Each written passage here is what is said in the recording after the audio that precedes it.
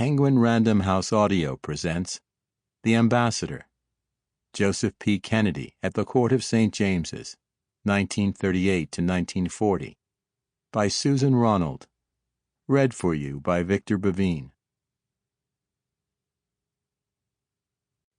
For Doug, always. The first task of an ambassador is to faithfully interpret the views of his own government to the government to which he is accredited. The second is to explain, no less accurately, the views and standpoint of the government of the country in which he is stationed to the government of his own country. Sir Neville Henderson, British Ambassador to Berlin, 1937 to 1939. Failure of a mission. Prologue. Tuesday, October 22nd, 1940. On the same day, Adolf Hitler traveled south to the French border with Spain for talks with Generalissimo Francisco Franco. U.S. Ambassador Joseph Patrick Kennedy bid his farewells to senior members of his team at the American Embassy in London. As staffers shuffled out of the ambassador's office, some were dabbing tears from their eyes, while others sported half-hidden, sly smiles.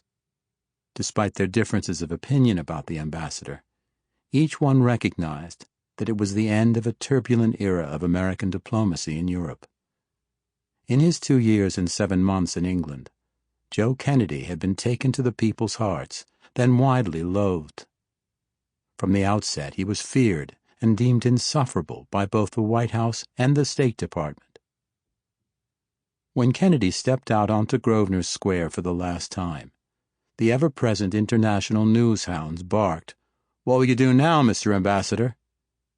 Kennedy, standing ramrod tall in his Homburg and overcoat, perhaps some pounds thinner than his normal svelte self, merely smiled. The press generally remarked that old Joe wore a somber, even sullen face. Some mistook it as a regret at being recalled for consultation by President Franklin D. Roosevelt. But this was no recall, and there were scores of people who knew it. Joe Kennedy was going home to put FDR out of a job. Predictably, photographers begged the ambassador to turn this way and that.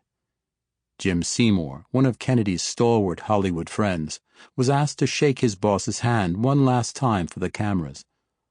Flanked on his right by his most private Mr. Fix-It, London Jack Kennedy, the ambassador obeyed, seething.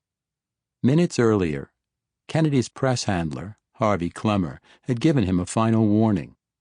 "For heaven's sake, do not say anything before you see Roosevelt at the White House, for if you do, it will mean politically gravely damaging things." So Joe hung on to his quick Irish temper and thought of his son's futures. Then the throng unexpectedly parted, making way for the giant figure of Prince Monolulu, the fetid horse-racing tipster, wearing his ostrich-feathered crown, black and gold waistcoat, multicolored silk trousers, and matching frock coat. Monolulu bellowed in a deep, honey-coated voice his famous strapline, "I have a horse." The photographers snapped away while Monolulu whispered to Kennedy the name of his favorite thoroughbred running that day. Of course, the ambassador had made use of Monolulu's tips during his leisure time at the races with England's ruling elite. So Joe gave Monolulu a smile, not quite hiding his irritability. When at last Kennedy turned away from the embassy, he also left behind the pinnacle of his public service career. Joe Kennedy was both bitter and aggrieved. Everything had changed since his arrival in Great Britain on March 1st, 1938. Former Prime Minister Neville Chamberlain, Kennedy's great friend, was dying.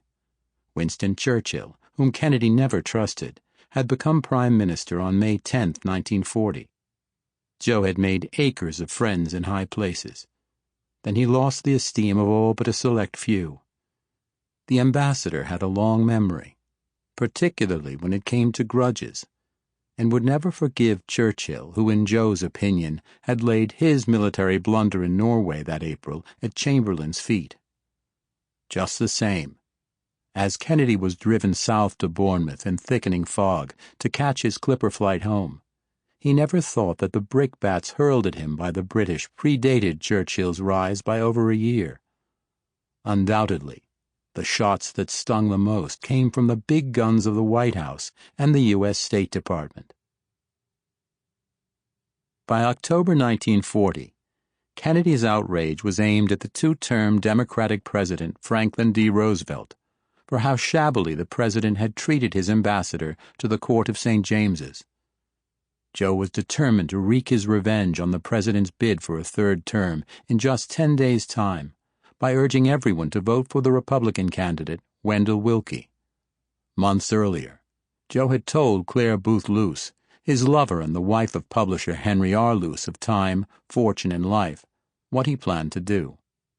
While Claire smoothed his ruffled brow, Joe might have forgotten that she was a die-hard Republican and could have had an ulterior motive in fueling his flames of indignation against the president.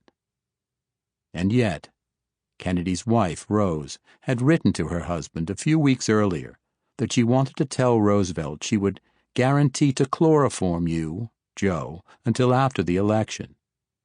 This is the true story of Joe Kennedy's rise to the pinnacle of his public service career as U.S. Ambassador to the Court of St. James's in London, and his fall from grace.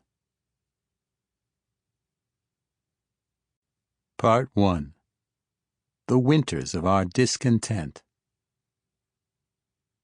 Why I, in this weak, piping time of peace, have no delight to pass away the time unless to spy my shadow in the sun. William Shakespeare, The Tragedy of Richard III, Act 1, Scene 1. Chapter 1. The President's Man. Hatred is the only word that properly defines the attitude toward Roosevelt of thousands of men and women among the more fortunate. Joseph P. Kennedy, I'm for Roosevelt, 1936. Joseph Patrick Kennedy was sworn in as U.S. Ambassador to the Court of St. James's in London on February 18, 1938. His appointment was the belated reward for backing President Franklin D. Roosevelt in his successful re-election campaign of 1936. As thanks for his efforts in the 1932 election, Kennedy became the first-ever chairman of the Securities and Exchange Commission, SEC, from June 30, 1934 to September 23, 1935, and the first chairman of the Federal Maritime Commission from April 14, 1937 to February 19, 1938. Then as now, America's ambassadors were an uneven mix of high-net-worth individuals, like Kennedy, and career diplomats. Often they were at loggerheads with one another, but the State Department pay scale for ambassadors was meager. Having ambassadors who could entertain lavishly in places like London, Paris, and Rome was deemed to be worth the potential friction. Since Kennedy did not have the skill set of a career diplomat, his legacy would depend entirely on what he made of his time in office during one of the most difficult periods in world history. So who was Joe Kennedy? A second-generation American of Irish descent, Joe was born on September 6, 1888, in the predominantly immigrant quarter of East Boston, or Noddle's Island, as it was then known. Kennedy grew up cocky, confident, and devoutly Catholic. He would always claim that his father, Patrick Joseph P.J. Kennedy, had been excluded from politics because he was an Irish Catholic. Yet Kennedy's Irish Catholic father-in-law, the Democrat John F. Honey Fitzgerald, had served in the Massachusetts State Senate and in the U.S. House of Representatives, and was twice the city's beloved mayor. In truth, P.J. Kennedy was a saloon keeper of considerable influence who preferred the I scratch your back, you scratch mine machinations of behind-the-scenes ward politics, like Frank Skeffington, the Edwin O'Connor character in the 1956 bestseller The Last Hurrah. Local politics promoted respect in the community, even if the methods employed by the neighborhood bosses were often illegal. Daily, P.J. and men like him doled out heaps of food for the starving, treats for orphans, whiskey for a dying man, and Sample complete. Ready to continue?